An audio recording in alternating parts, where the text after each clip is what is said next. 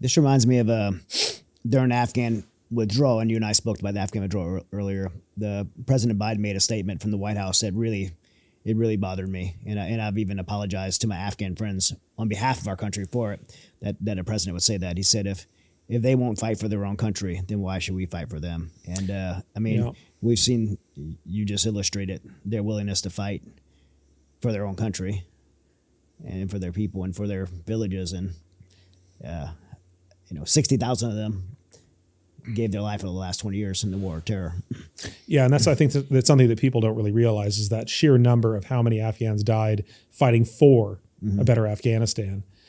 So again, I mean, if you have to find good in that day, it was seeing that commitment that the Afghans were willing to show when they were supported to do their mission. Yeah. And what was interesting is what changed that day specifically. We were fighting Pakistani Taliban. It was Tehrik-e-Talibani, Lashkar-e-Taiba. The Pakistani military had their fill of the shenanigans of the Taliban on their side of the border. They were no longer playing by the rules that the ISI and the Pakistani government had given the Taliban to fight by, and they turned on the actual, the Pakistanis. So the Pakistanis had a big conventional push through the valley. They pushed them out militarily. They pushed them up into us, up and over the border. Yeah. And that's what we were fighting against, was a fairly competent fighting force. That's what I was going to say. Yeah, much more sophisticated. More sophisticated, but also a different mindset. They were there to stay and fight. Mm-hmm. They had to stay, hold, and fight, because the alternative was returning back to Pakistan, right, where they were being pursued by actual main battle tanks. Right. This was a better side of the border to be on, and they also saw that they could objectively hold territory. Mm-hmm. If they fought hard enough, they could actually hold territory. Yeah. Whereas the Afghan Taliban, they had a long game. They understood that you fight only enough to achieve the result that you need with the minimum amount of effort. These guys were willing to stay, hold, and fight for ideological reasons, and they did. I want to bring something up. I didn't plan to do this, but it'll take me 1 second, so I apologize. In 2008, the ROEs very much changed.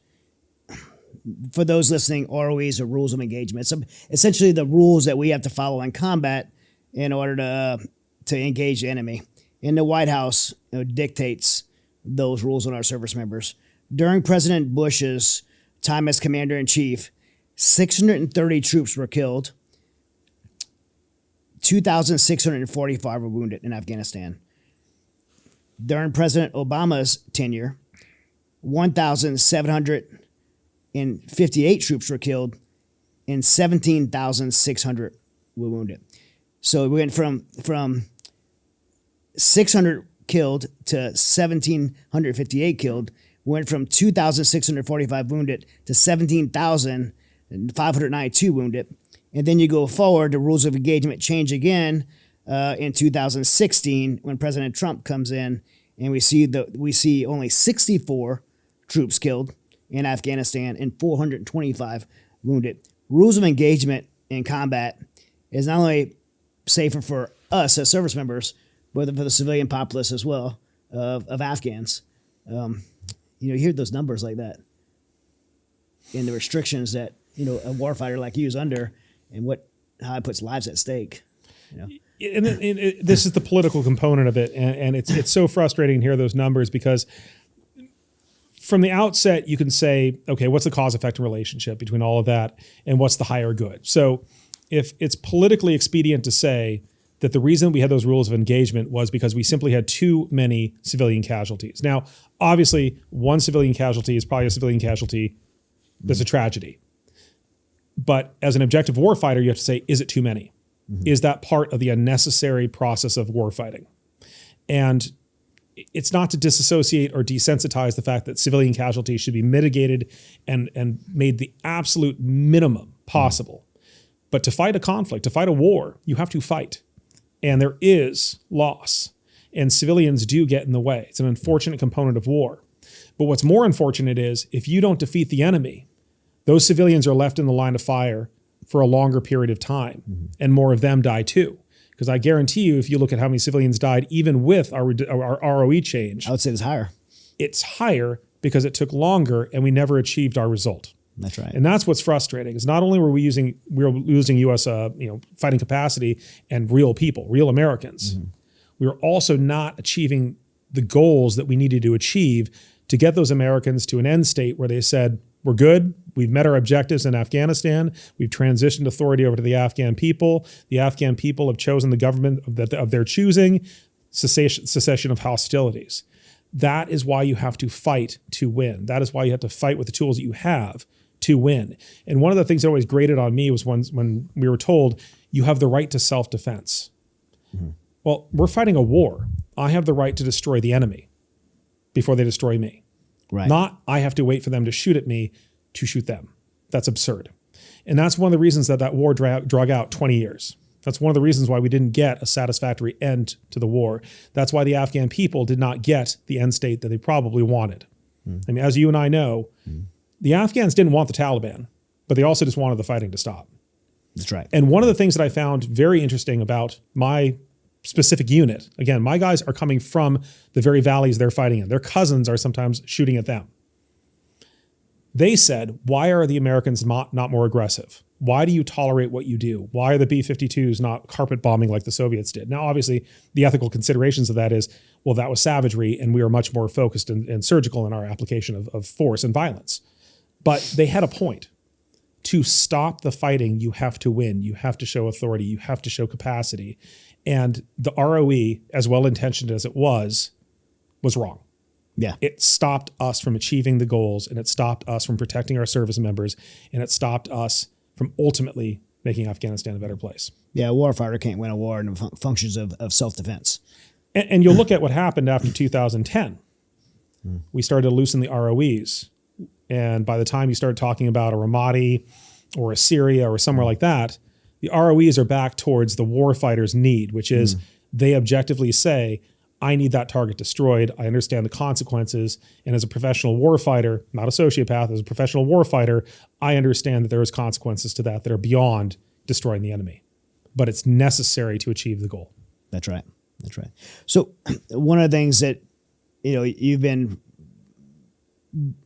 credited for is the courage to speak up against some of those failures. What did that look like? And, how was that received? After actions are for a reason. It's not just a report. It's actually after actions to be used so that way we could protect future generations. So, and part of the complication of Afghanistan too was it was very difficult to figure out who was responsible for what. So I came from an advisory mission and I had a siloed chain of command that went straight back to Kabul. You then had a conventional landowner. Conventional landowner means basically the unit that is the American unit that's ostensibly responsible for the area that they're in. And in this case, it was the 10th Mountain Division, fantastic unit, 132, phenomenal unit. Yes. And even with the best of intentions, they too were limited. But I didn't belong to them. They didn't belong to me. They didn't technically have authorities over me. They didn't have authorities over the Marines who trained the Afghan National Army. They certainly didn't have authorities over the Afghan Border Police. Before you know it, who's in charge of what? So that's a problem right there, figuring out who is in charge. And additional to that, Marine Corps is Department of Navy, Army is Department of Army. Between those two organizations, who connects where? So after that operation, there was a lot of tension between Department of Navy and Department of Army for the fact that the Navy decided that the Army had withheld the necessary effects, the artillery, the pre-planned targets, to support their warfighters. And they were correct. Ultimately, consequently, they died. And we lost 3 Marines and 1 Navy corpsman. Right. And I lost my 1 soldier. So between that, as the bureaucracy of the military is wont to do, they look to assign blame very quickly. So we say the AAR process, the after action review, where professional warfighters get together after an operation, whatever that is, from a simple vehicle movement to an actual combat operation. You sit down, you talk about what happened, what was good, what was bad, how we're going to fix it the next time around, and we move on. We say no thin skins because people need to assign blame where blame belongs. Otherwise, you're never going to be able to fix the problem unless you can point to the problem and say, here was the problem. How do we fix this? No thin skins. How do you fix it? It might be a leadership challenge. If it's a leadership challenge, can we fix the leader or do we need a new one? That's one way to do it. Do we do something wrong with OPSEC, operational security? Do we do something wrong with our intelligence planning process? What went wrong? So that process right there was done professionally, and it was done in an environment where there should have been no thin skins. And so if you have somebody like myself pointing to where the operational failures were, and a lot of them unfortunately had a dotted line up to very higher echelons as to who set the ROE, the rules of engagement, who controlled ultimately the effects that I was asking for and where to shoot them, and who was slow rolling that, and who ultimately basically let us sit there on the battlefield for 2 hours and get gunned down because there was a leadership challenge that made them indecisive and unable to act or trust the ground fighter. And that's one of the things in the U.S. military we do specifically is we devolve authority to the lowest level. Yes. And that person on the ground takes ultimate responsibility above and beyond their pay grade sometimes, especially when they do things like calling danger close missions, which means you're bringing the artillery very close to your friendly forces to your friendly forces. But you, as a ground commander, you claim responsibility by putting your initials on the line saying, I understand, I'm bringing this capability as close as possible to myself because I need it. Or I need that target destroyed, and I understand that that's a civilian target, but it's got to go. You assume that responsibility. They didn't do that. So in that after-action report, a lot of those issues came up. A lot of those concepts of who are we as a fighting force. But more importantly, it started to bump into the political realities where something very interesting was happening during that time. And I say there's the levels of war. You have the strategic, you have the operational, and you have the tactical. Strategic is generals, operations, your colonels. They're kind of, so the strategic level is the generals basically saying we're going to be in Afghanistan and we're going to fight generally this way. Operational is the colonels saying, okay, we're going to get down to the ground level and I'm going to, control this piece of terrain and we're going to start to maneuver my battalions and my companies and we're going to get much more granular as to how we actually get the fight out to the enemy. And then the tactical is the actual, I have a pickaxe in my hand and I'm going to chase you around the battlefield and kill you with it. Levels of war. The political sits on top of all of that.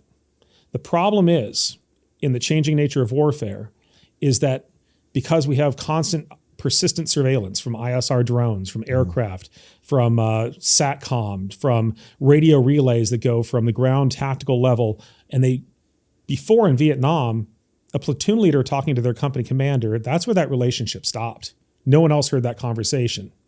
Now, you have a squad leader who has a 2-star general on the radio with them, who's 500 miles away telling them what to do. Mm-hmm. And what does that mean? It means the strategic is now touching the tactical.